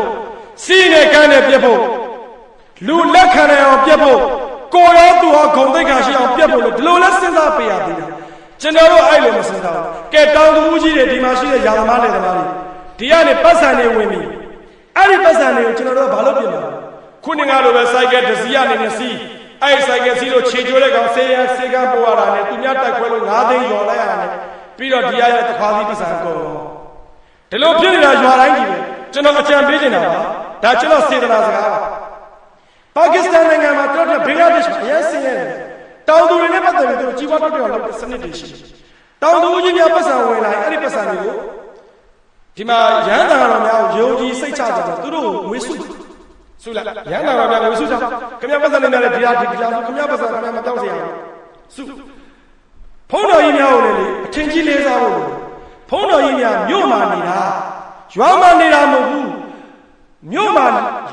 အလဲဆုံးလူကိုပြောဆိုဖုန်းနေလူအလဲဆုံးလူလို့ပြောတာခုလို့ပါပဲအဲ့လိုရိုင်းနေဖြစ်ခုလို့ပါပဲအကဘာဖြစ်ဘာကြောင့်လဲလဲပြောရင်အိမ်တိုင်းရောက်ဘူးတာတော့အိမ်တိုင်းရဲ့လေကြီးပွားတာတိုးတက်တာနှိမ့်ကြတာမကောင်းတာကောင်းတာစိတ်ဓာတ်မြင့်တာနှိမ့်တာအကုန်သိတယ်ထုတ်တာမပြောတာဘယ်လိုနေကြီးပွားမယ်ဘယ်လိုနေမကြီးပွားဘူးရွာကိုပြန်လာတဲ့အခါမြို့မှာရှိတာတွေရွာကိုသူကပေးချင်တာရွာလူကလက်မခံဘူးဖုံးနေဆိုတာတမျိုးလုံးသွားတာကျွန်တော်မရောက်ဘူးတဲ့နေရာရောက်ဘူးအိမ်တိုင်းစီသူတို့ကသိတယ် ဘယ်လိုနေကျုပ်တို့တိုးတက်မှာဆိုဘုန်းကြီးတွေဒီဆုံးကျွန်တော်တို့ဆိုအိမ်ပေါင်းစီမရောက်ဘူးအိမ်တိုင်းမရောက်ဘူးတရားစိတ်ကရှိပြီးသားဘုံဘုံနေရဒီပရိယတ်တိစာပေမကဘူးလူတွေရဲ့အခက်အခဲတွေဘုန်းကြီးတွေသိတယ်ဘုံဘုံတွေကိုယုံသူတို့ပတ်စံနဲ့အထားသူတို့ကနေပတ်စံတွေစုပွဲပြီးဥမာဆိုပါတော့တခွားသီးဈေးကွက်ကျွန်တော်တို့ကိုယ်တိုင်ဈေးကွက်ကိုင်နေရမရဘူးတရုတ်ပြည်ကမဝယ်ရင်ခမရောက်တခွားသီးနွားတွေ့ပြီကိုရွေဘယ်တနည်းကျွန်တော်ဒီနားအဖြစ်တယ်ဝယ်မဲ့လူမရှိလို့ဝယ်တာတစ်လုံးခွက်ကြွတာ6လုံးလောက်ရှိတယ်ကျွန်တော်တို့ချိုလာမြည်မချိုနောက်တစ်လုံးခွဲတာပတ်စံပေးတော့မပေးပါနဲ့ဆရာနွားကြွမင်းသေးပါရောသူကနွားမတွေ့ကျွန်တော်တို့ကြွေးတယ်လို့ဖြစ်တယ်ဆရာဟောမဝယ်ဘူးအဲ့ဒါနွားကြွရမယ်သူဆက်လို့စားပါဟေးဆိုလိုချင်တာကကျွန်တော်တို့မှာဈေးကွက်ယူစားတယ်ဘုံဘုံတို့ကိုမေးပါဘုံဘုံတို့ကရွာမှာလေကျွန်တော်တို့ဒီမှာကုန်းစည်းတိုင်းတွေမှာလည်းအမြဲဖြတ်တန်းတာသိတယ်ဒီလိုပဲတင်းတယ်နဲ့ပတ်သက်တဲ့မျိုးကောင်းတွေတစ်ပင်ဆိုတာစိုက်တိုင်းအပင်ပေါက်တိုင်းအသီးဖြစ်တိုင်းအသီးကောင်းတာမဟုတ်ဘူးမျိုးကောင်းအောင်စိုက်မှာပင်မရကြို့နတ်တာအဲ့လိုမျိုးကောင်းတွေရောက်ဖို့နီးပညာတွေဝဲမှာပေါ့နီးပညာသင်တန်းတွေပေးမှာပေါ့ရတဲ့ပတ်စံတွေစုမှာပေါ့အဲ့လိုနည်းနဲ့ကျွန်တော်ကိုလူကိုရလောက်ရမှာပေါ့အဲ့ဒီလိုစိတ်မရှိတဲ့ရောင်းရပတ်စံလေးကိုစိုက်ကယ်လေးစီးလိုက်ဖေတိုင်းဓာတ်ပုံလေးနဲ့ကြွားလိုက်ဆိုရင်တော့ကျွန်တော်တို့လူမျိုးတွေကြီးပွားမှာမဟုတ်ဘူးဒါတော့ကျွန်တော်ကြုံတော့မှာနောက်တစ်ခုလည်းကြေးရစာကြည့်လိုက်ပြီးဖွံ့ဖြိုးဖို့ပြောချင်တယ်ကျွန်တော်ပေးတဲ့ကြံဉာဏ်ကိုကြိုက်ရင်တော့သုံးပါတချို့ရောလည်းဒီဟာကိုကြိုက်လို့သုံးရပါတယ်ဒီလိုလုပ်ပါဗျာကြေးရစာကြည့်လိုက်လူတစ်ယောက်ကပတ်စံ1000လူဆိုရင်နှမျောတယ်ပတ်စံအလူမခံနဲ့ကြေးရစာကြည့်လိုက်မှာမဟေတီပေါ့မရွှေမြူတေပေါ့မဂဇင်းနာမည်တွေရေးထားတာဒီကဂျာနယ်နာမည်တွေရေးထားတာဘုန်းကြီးများစွန့်ကြိုက်နေ့စဉ်ဖေးအိမ်ကပေးတယ်လို့ပေါ့ကဲမဟေတီမဂဇင်းကိုဘသူလူမာလို့ဒီပါဘသူလူလဲတလောက်တအုပ်ပဲလူအများကြီးလူမခံဘူးခမည်းမျိုးမာလာခမည်းတအိမ်လုံးဖတ်အောင်တအိမ်လုံးဖတ်ပြီးဝါပြီဆိုမှစာကြည့်လိုက်ကိုအိတ်စာလာလူလားတအိမ်ကိုတအုပ်ပဲလူအများကြီးမလိုပါဘူးဒီပါမှာအိမ်ကြီး1000ရှိတယ်လို့ပြောတယ်စာအုပ်40လောက်ပဲလူခံမှာစွန့်ကြိုင်များလို့ပေါ့လာစဉ်စာအုပ်400တက်လာမယ်စာကြည့်လိုက်အဲ့လိုတက်လာပြီဆိုရင်စာအုပ်တွေများလာမှာပေါ့ကိုယ်စာအုပ်တော့အဲ့ဒီစာကြည့်လိုက်မှာရှိတာဆိုကိုယ်စာအုပ်ကိုမထိန်သိမ်းဘူးဆိုရင်သွားပြောကိုယ်လည်းစာကြည့်လိုက်တဲ့ကိုဝင်ကိုယ်ရန်တန်ရှင်းရေးလုပ်ဒီလိုနည်းနဲ့စာကြည့်တဲ့လူတွေထွန်းကားအောင်လုပ်အဲ့တော့စည်ရင်းလေးရေးထားဥမာကျွန်တော်တို့ဘုံကျောင်းနေမှာဆိုရင်ဟိုလာဗီဒီယိုဘယ်နေမှာဖေးရစွန့်ကြဖေးရစွန့်ကြရှိသလိုပဲဘဲချာနေကိုဘသူလို့ရေးထားလိုက်လူတဲ့နေရာလာဖြစ်သွားလိမ့်မယ်မြို့လူလူရှိရင်မှာလားဒီလိုနည်းနဲ့စာအုပ်တွေတိုးတက်အောင်လို့စာဖတ်ကြရစာမဖတ်လို့ကတော့ကျွန်တော်တို့တိုးတက်မှာမဟုတ်ဘူးစာဖတ်မှကျွန်တော်တို့ဒီကဲအခုကျွန်တော်ဒီမှာရှိတဲ့ဓာတ်မြေဩဇာနဲ့ပတ်သက်ပြီးဘုဒ္ဓတာရှိဖို့လေလို့တယ်စာဖတ်မှဒီဓာတ်မြေဩဇာဖြန်းတိုင်းအတီးကြီးတိုင်းကောင်းတာမဟုတ်ဘူးမြေကြီးပြတ်သွားတာအများကြီးပဲအချင်းပေါက်သွားတာလေအငန်တက်ပေါက်တာလေ pH နဲ့ဘယ်လိုစမ်းပါလဲပညာတွေအများကြီးရှိတောင်းတပညာတွေကျွန်တော်သိတော့နိုင်ငံတကာမှာလေတထေးဆိုတာမြို့အလူတွေကိုခေါ်တာမဟုတ်ဘူးကျေးလက်ကလူတွေကိုခေါ်တာကျေးရွာနဲ့မြို့နဲ့မတူဘူးကျေးဆိုတာနားလည်လားကျေးဆိုတာငှက်တွေကိုဘယ်လိုခေါ်တော့ကျေးလို့ခေါ်တာနော်ငှက်တွေကဘယ်နေရာမှာပြောလို့ငှက်တွေတဲကန်နေတယ်ပြောတာကျေးဆိုတာတာရတဲ့သဘောကိုပြောတာရွာဆိုတာအေးချမ်းတဲ့သဘောကိုပြောတာကျေးရွာဆိုတာနေချင်းစပွဲကောင်းတဲ့အေးချမ်းတဲ့နေရာလို့ဒီမှာပိုင်လိုက်တာဗျာမြေဧက3-5ဧကအာတမျိုးတစ်ခေါ်ကြီးတထေးတွေကိုကိုထေးလို့ထင်မှမသိဘူးကိုကောင်းပေါ်ကပန်းကိုကိုယ်တိုင်လှတယ်မထင်ပဲမြို့ပြမှာရှိတဲ့ပန်းတွေကိုပဲကျွန်တော်တို့ကလှတယ်ထင်ဒီမြေတွေကိုနိုင်ငံသားတွေရသူတို့ကလာဝယ်ကျုပ်တို့ကသူတို့ပြန်ခိုင်းတာပြန်လို့ကြိုခံတဲ့ဘဝကြီးမကြခင်ရောက်မှာကျွန်တော်တို့တတိရှိဖို့လိုအပ်ကြောင်းတိုက်တွန်းပါတယ်ခင်ဗျာ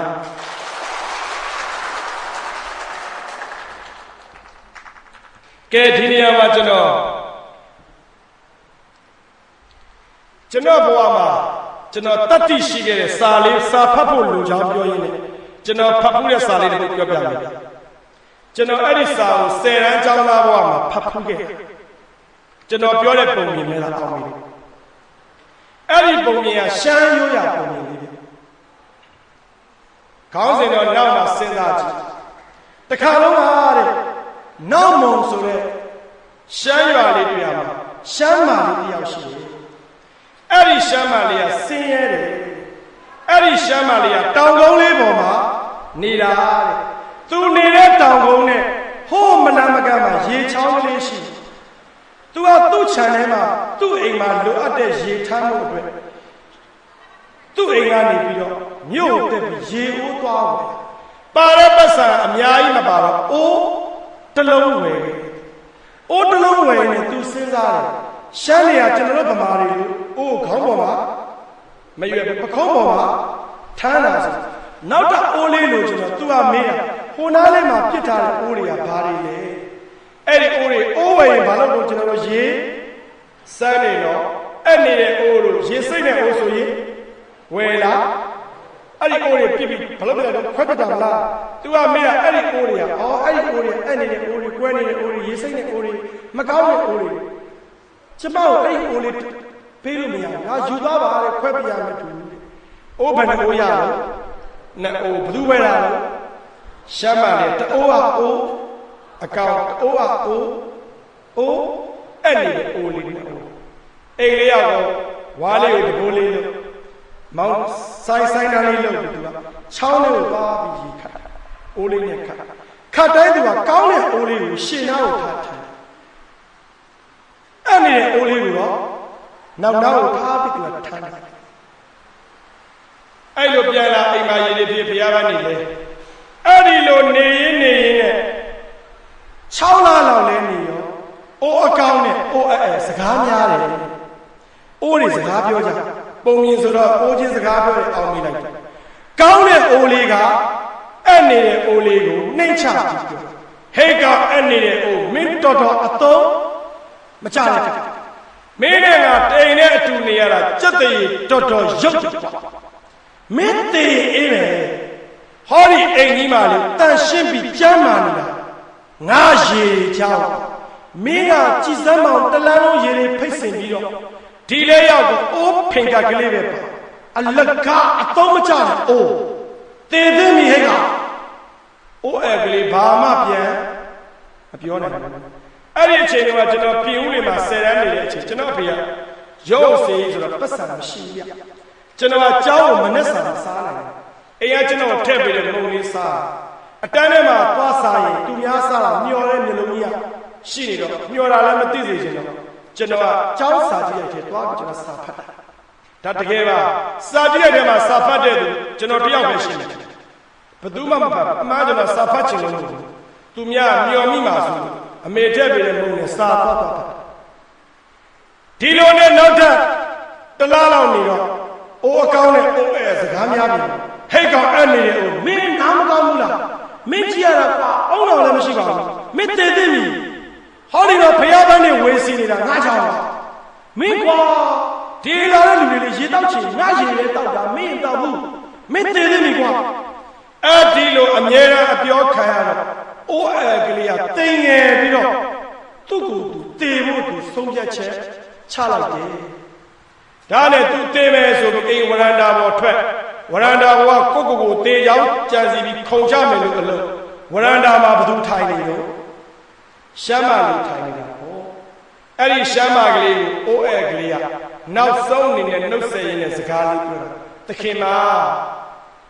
ကျွန်တော်တေးခွင့်ပြုပါဟဲ့ဘာလို့လဲဒီလိုပဲကျွန်တော်ကအဲ့နေအိုးလေးပါကျွန်တော်ကအသုံးမဝင်တဲ့အိုးလေးပါကျွန်တော်ကပိုးနေတဲ့အိုးလေးပါကျွန်တော်ကဒီမှာဘာမှအသုံးမချပါဘူးနေပါမင်းကိုဘသူပြောတာလဲဟိုကောင်းတဲ့အိုးကပြောတာသူကသာလေအသုံးချတာပါဟုတ်ပါလားသခင်မရဲ့ကျွန်တော်တည်ပြရစေဆိုတော့သခင်မလေးကပြုံးတယ်ဟဲ့အဲ့နေအိုးနင်ဘာလဲရှောက်တွေးနေတာလဲနင်လည်းအသုံးဝင်တယ်မဟုတ်ပါဘူးသခင်မလေးကကျွန်တော်ချောင်းမနေနဲ့ကျွန်တော်တည်တော့မယ်တည်မယ်ဝရန္တာပေါ်အတက်နေအောင်နေမတည်ခင်ငါနေကိုပြောစရာလေးရှိခဏလေးငါပြောတော့နားထောင်နင်အသက်ရှူလိုက်စမ်းအိုးလေးကဘလို့လိုက်တော့အသက်ရှူတယ်နင်နှာခေါင်းထဲမှာဘာနဲ့ရလို့ပန်းနဲ့လေးရတဲ့သခင်မလေးဆိုတာအနက်မရှိဘူးတဲ့ဟုတ်လားမသိဘူးလေးဆိုတာအနက်မရှိခုကြည့်စားလေထဲမှာအနက်လေးတွေအဲ့ဒီအနက်ဘယ်လိုလုပ်တာလဲသိလားမသိဘူးတဲ့အဲ့ဒါနင်လောက်ထားတာအဲ့နေတဲ့အိုးလေးကလေကိုအနက်ဖြစ်အောင်လုပ်ထားတာပန်းနဲ့လေးတွေဖြစ်သခင်မရာကျွန်တော်ရှောက်မပြောပါနဲ့ကျွန်တော်အသုံးမကျပါဘူးကျွန်တော်တည်နေဗျာ မဟုတ်ဘူးနင်ကြည့်လိုက်စမ်းဟိုမဲရေချောင်းလေးတွေ့လားလာတာသာညဆိုတော့ဘာလေးရှိလို့ရေစီးနေတဲ့ရေချောင်းလေးပလက်လက်နဲ့ပေါ့အိမ်ဘွားလမ်းနဲ့ရေချောင်းလေးနဲ့ဒုက္ခရေချောင်းမှာပန်းလန်းကလေးတွေ့တယ်တခင်အဲ့ဒီပန်းလန်းကလေးနေလောက်တာအဲ့ဒီပန်းလန်းလေးကထွက်တဲ့ပန်းရနဲ့ငါတို့ရှိနေတာ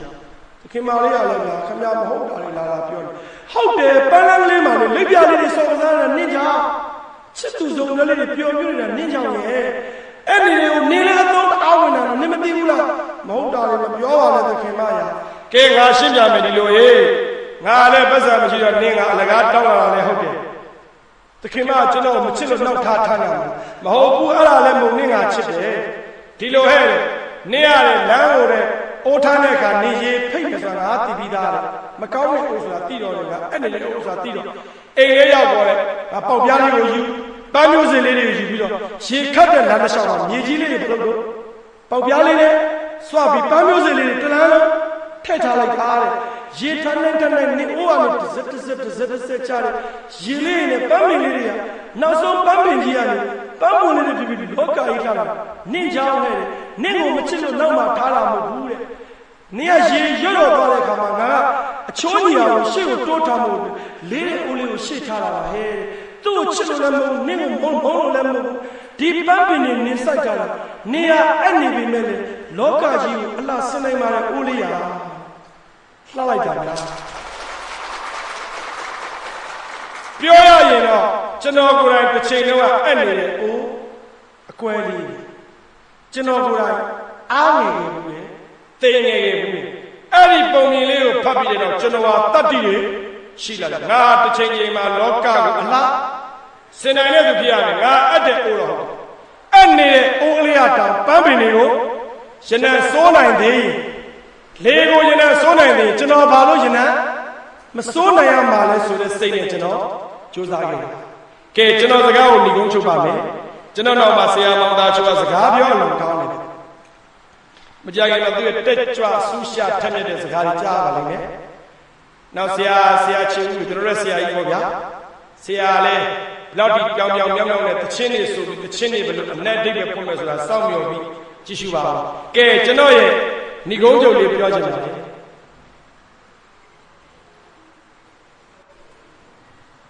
ကျွန်တော်တို့တွေမနေ့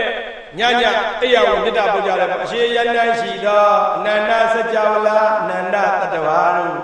ကျွန်တော်တို့မေတ္တာပို့ပါတယ်မေတ္တာပို့တဲ့နေ့၃နည်းရှိမယ်ထင်ပါတယ်မနောခံမေတ္တာရှိမယ်စိတ်နဲ့ပို့တာကာယကံဝစီကံမေတ္တာရှိမယ်ကာယကံမေတ္တာရှိမယ်ကျွန်တော်ကိုယ်လေးပါဗျာညီကုန်းချုပ်လေးပြောချင်တယ်ကျွန်တော်တို့လူမျိုးတွေမှန်သလားမှားသလားကိုယ့်ဘာသာကိုယ်ကစဉ်းစားတော့ကျွန်တော်ကမနေ့အိယာထိုင်လမ်းလျှောက်တတ်ပါတယ်ကျွန်တော်ရှောက်နေကြလမ်းမှာလူတွေအများကြီးလမ်းလျှောက်နေတယ်သူတို့အားလုံးကရေဒီယိုလေးတွေနဲ့ပေါ့တချို့ကလည်းရေဒီယိုနားမထောင်တချို့ကရေဒီယိုနားထောင်နဲ့ပါဇက်ကပုတ်နဲ့ဒါတေးကြတယ်တချင်းဆိုတော့ဖြစ်နိုင်ဘူးသူတို့ပေကြီးစတဲ့တုပ်တို့မြစ်တာတုပ်အစာကြီးတဲ့တုပ်တွေသူတို့ရွတ်နေတာပဲဖြစ်မှာတယောက်လည်းစကားမပြောဘူးအော်သူတို့ဘာသာတရားကိုင်းဆိုင်တဲ့လူတွေပါကျွန်တော်တို့ဗုဒ္ဓဘာသာမနေ့ဆိုတော့ဘုရားစာလေးရွတ်လို့လမ်းတက်တည်တော်ရှိတာ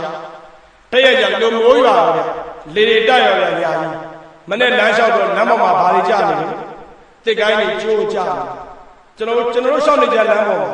ကျွန်တော်အဲ့တစ်ကိုင်းတွေကျွန်တော်မှားတော့မနိုင်ဘူးဗျဒါနဲ့ကျွန်တော်ကျူရှင်ကိုပြန်ပြီးတော့တပည့်တွေခေါ်တော့လာကြတစ်ကိုင်းတွေဖျားတစ်ကိုင်းတွေကျွန်တော်တပည့်တွေဖျားတပည့်တွေမေးတယ်မေးကုန်လို့ဆရာတဲ့သူတို့ဟာတဲ့ဒီလမ်းကိုအခုမှရှောက်တာလားငါတော့ကွာလို့နေတိုင်းရှောက်နေတာထင်တာပဲနေတိုင်းမြင်နေတဲ့လူတွေဟုတ်လားဒါဖြင့်ဒီသင်္ကိုင်းတွေကိုဖယ်ဖို့တောင်းသူတို့မှလည်းရှိတာပေါ့အေးပေါ့ကွာရှိတာပေါ့ကွာကျောင်းသူတယောက်ကမေးဆရာသူတို့ပါဇက်ကဘာတွေရွတ်နေကြတာလဲငါတော့တချင်းနေစိုးနေထင်တာပဲဘေးကမဟုတ်ဘူးဆရာကဖျားစာနေတချင်းဆိုလို့ရှိရင်နည်းနည်းလေးဒီတဲ့နှခမ်းကျဲတယ်ကိုနှခမ်းဘူးဒီလိုရွတ်တာဒါဖျားစာပဲဘေးကဟာအဲ့ဒါမေတ္တာတုံနေတာတချို့ဟာမင်္ဂလာတုံနေတာရွတ်လိုက်ကြတယ်ဖျားစာပို့လိုက်တဲ့မြစ်တာကြီးစီမူးနေပြီနော်ကြီးစီတွေမူးပြီးတော့ဘူးလဲတိုးနေပြီကျွန်တော်တို့မှာတစ်ခိုင်းလေးမအောင်ဘယ်သူမှသတိမရဘူးတကယ်တော့ပါဇက်ကပို့တာလဲပို့ပါဒါလည်းတစ်မျိုးပေါ့ဗျာမနှောစိတ်နဲ့လည်းပို့ပါဒါလည်းကုသိုလ်တစ်မျိုးပေါ့ဗျာတကယ်ချင်းတဲ့ကြက်တဲ့ရောက်ရင်တော့ကျုပ်တို့ကိုယ်တိုင်တစ်ခိုင်းလေးကိုမလုပ်ဖို့လို့ မရွှေမှာခမည်းတော်မြစ်တာတုတ်ကိုတကယ်နားလေတဲ့သူလို့ကျွန်တော်ကတော့အဲ့လိုကျွန်တော်စိတ်ထဲမှာကျွန်တော်တယောက်ခံစားချက်ပါကာယကံမြစ်တာမရှိသေးသေးတော့ကျွန်တော်တို့ဖျားစာတရားစာကိုအပေါ်ရလောက်ပဲလူယိုသေးရှင်ယိုသေးနားလေတဲ့လူလို့ပဲကျွန်တော်ကတော့ထင်တယ်ဗျာဒါကြောင့်မို့လို့ဒီကနေ့ကျွန်တော်တို့အားလုံးအများအကျိုးဆောင်ရခြင်းဖြင့်အမျိုးအတွက်မဘူးနော်ကျွန်တော်မျက်စိလာရှိတယ်ဗျကျွန်တော်ဗုဒ္ဓကိုအရန်အားကြတယ်ကျွန်တော်တို့ဗုဒ္ဓသာလေဖျားမလုပ်ဖဲနဲ့ဘယင်လောက်ခဲ့ရင်သူ့အမျိုးပဲကောင်းစားမှာ